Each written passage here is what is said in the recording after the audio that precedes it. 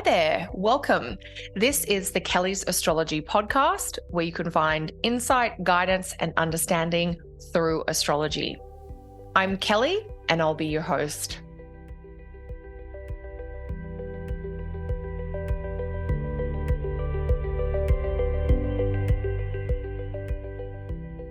Hey there, everyone. Thanks for joining me for another episode. We have arrived at the middle of September, and so in this episode, I'm going to take a look at a couple of the astrological highlights for the week starting September 9. Mid-September brings this really lovely reset. It looks like there's these refreshing winds of change blowing through, which can help breathe new energy into life this week. We've got a new moon in Virgo that's happening on September 14 at 21 degrees Virgo. And the very next day on September 15, we've got Mercury stationing direct also in Virgo. Now, if you're in Australia, that new moon will happen on the 15th with Mercury stationing direct on the 16th. So just keep that in mind. If you're enjoying the podcast, could you help me out and leave a review or a rating? I would so appreciate a subscribe or a follow wherever you're listening to this podcast. Thank you so much. Back to the astrology. So this middle part of September continues many of the core themes of September, which have to do with getting back on track. And in fact, this idea of figuring things out or getting back on track, that really gets taken to new levels this week. Between the new moon in Virgo and Mercury stationing direct also in Virgo, it looks like it's going to be a great week for figuring things out and finalizing plans for the future. To get us started, let's take a look at the new moon itself. So the new moon coming Thursday, September 14 or Friday, September 15, just depending on where you are.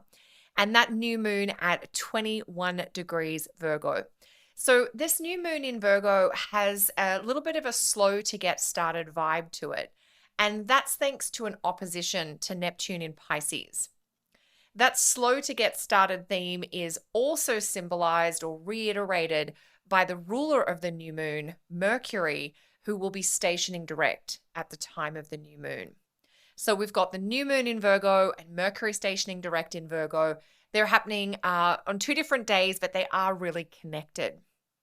So even though this week does bring a new moon and we do get that lovely undertone of reset and refresh, it's much more of a slow burn than a quick jump start. So as you're setting any intentions with the new moon, or perhaps you're using this new moon marker as a time to do some forward planning, I'd really encourage you to give yourself some extra space for reflection. You might have a lot of ideas about what you could do or what you should do, or you might have some thoughts about how you want to structure your days and weeks, but you might actually need to feel into whether that's reasonable.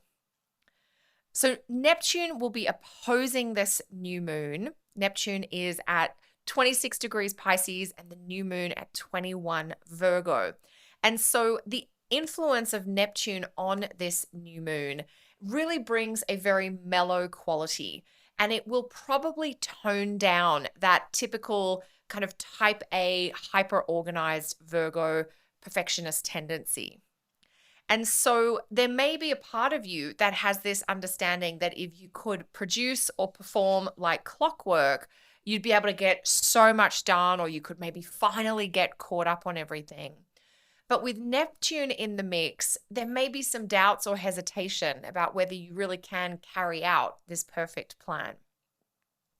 So this type of Virgo-Neptune combination, new moon in Virgo or a planet in Virgo opposing Neptune in Pisces, sometimes it will reveal a little bit of exhaustion or these little experiences of perhaps a bit of burnout or overwhelm. So if you notice a little bit of a lack of caring or this sort of can't be bothered vibe this week, that might be a clue that you're either overworked and underrested, or that you're doing things that are no longer of primary importance to you. So with a new moon opposite Neptune, we're definitely going to have some hazy, foggy, or confusing elements showing up.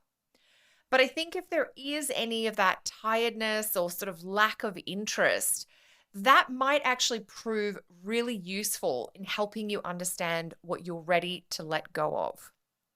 Neptune's themes about sensitivity can really help you tune into your mood and those kind of visceral or physical sensations and responses to things.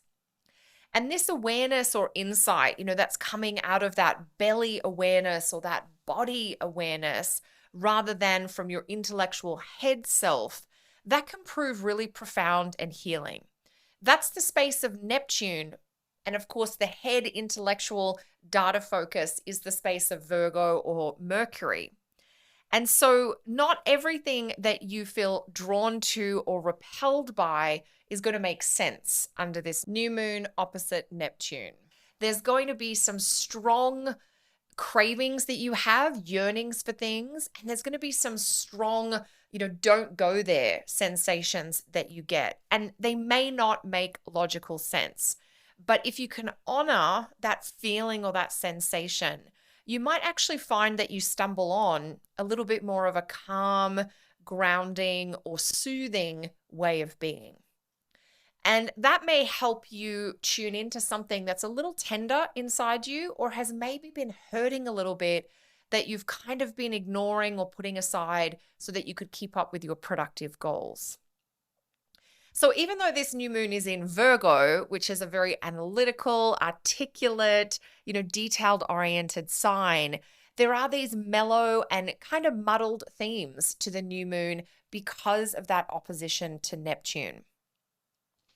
Now, this new moon does influence not just the day of the 14th or the 15th of the month when the new moon happens, but remember it sets up the energetic overlay for the next 2 weeks, which is going to take us all the way to the 29th of the month when we have that full moon in Aries. And so some of these themes of mellowing out or maybe even finding some grace or compassion in the messiness of life, they might be themes to keep in mind over this next 2-week period.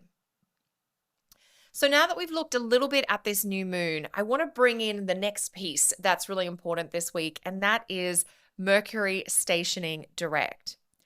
And that is probably a really welcome shift that you may be looking forward to or have on your radar. And Mercury will station direct on September 15 or September 16 if you're in Australia.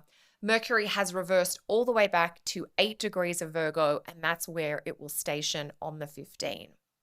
Now that Mercury station direct does tie into the new moon because Mercury is the ruler of the new moon in Virgo. So we've got the new moon in Virgo, it's opposite Neptune, but it's ruled by this Mercury that is stationing at the time of the new moon. And that's, the combination of the new moon being ruled by a stationing planet and the new moon being opposite Neptune gives us some of those muddled themes and also those slow to get started, need time to get back on track kind of vibe. So with Mercury slowly starting to get back on track in the days following September 15, when it stations direct, some of the typical enthusiasm or beginning energy of the new moon, it might be a little bit delayed in arriving. You might not see it till the weekend, September 16 or 17, or maybe into the following week. And that's just got to do with the delayed influence of the ruler of the new moon, Mercury, stationing and just needing time to get back up to speed. Now, keeping in mind, what does Mercury station direct mean? What this means is that Mercury is changing direction or pivoting in place. Mercury has been, in reverse mode, and now Mercury is sort of reached a point, doesn't want to go back any further from where it is, but to go forward again, it has to do that sort of pivot in place. And so that's what the station direct mean. It's a reorientation or a turning back towards, what we call in astrology is facing forwards. But what that kind of symbolizes is I'm no longer looking backwards. I'm no longer looking to the past. And now I'm starting to look forwards. I'm starting to think about where am I going? What's next? Future planning. And so with Mercury stationing direct, there really is that sense of starting to look at events or a situation from a different point of view. Instead of that idea of, I need to go back and deal with things, or I'm in the past and things look a certain way here. Now we're really contemplating how we go forward. And, maybe some of you are still in the place of, should I go forward? Which is a different question and a different place of contemplation to, how do I go forward?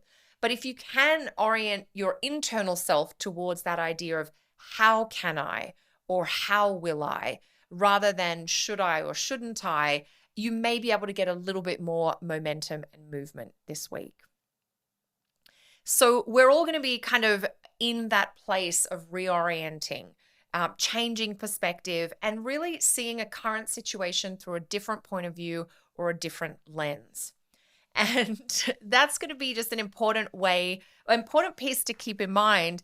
And when I was prepping this episode, I thought, okay, so we're going to want to reserve the right to change our minds. If Mercury, planet of thinking and communication, is changing position and perspective, as we change position and perspective, what we want or how we want to move forward is likely to need a tweak or an update too. So definitely reserving the right to change your mind, keeping options open, and leaving a little bit of flexibility. That's going to be really important around the middle of the month, September 14 and 15. So as the moon resets through the new moon and then Mercury starts to look forward, you too might understand something differently or something more clearly. And as that understanding kind of filters down into your awareness, you may realize that you need to update your choice. Now, the good news here is that Virgo is a mutable sign. And so we've got Mercury in Virgo and the new moon in Virgo.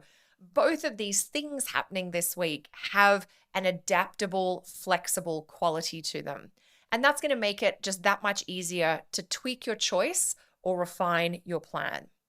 So there is new information that you might get that leads to this update or tweaking of your plan or schedule. So we're going to be thinking about making improvements, but we need that extra piece of information or that new insight or understanding to help guide us in that. So even though these changes are taking place September 14 with the new moon and 15 with Mercury stationing direct, it's really going to be in this second half of the month when the full benefits of Mercury direct start to flow into your life. And that can bring you to a solution, can help you solve a problem that's been on your mind. It might help you clarify something that's been really confusing. You might also get a second chance with an opportunity or an offer that you missed in late August or even early in September. Now, what I thought was really interesting thinking about, it's a new moon week and Mercury stations direct. So both the moon and Mercury are going through these kind of tweaks and renewals, if you like. And the moon and Mercury in ancient astrology are both planets that represent the mind. Most of you learning astrology today would naturally associate Mercury with the mind, and that's because Mercury is the planet of thinking and communication and ideas and logic. But the ancients also had the moon as a complementary planet for the mind, and the moon represented the imagination and memory and what we might call inferred learning today. Mercury is very data focused, it's very linear, it follows the process or the structure. And the moon is more of those intuitive inferred leaps that we make in conversation and in learning and in understanding. And when the moon and Mercury are really tuned into each other, we get what was described as a well-ordered mind. And the way I interpret that today is that when the moon and Mercury are both renewed or refreshed, or as we've got in this case, they're going to be in the same sign for a couple of days this week, we're really getting some congruence and some clarity between our intellectual head self and our more kind of memory, imaginal, felt self.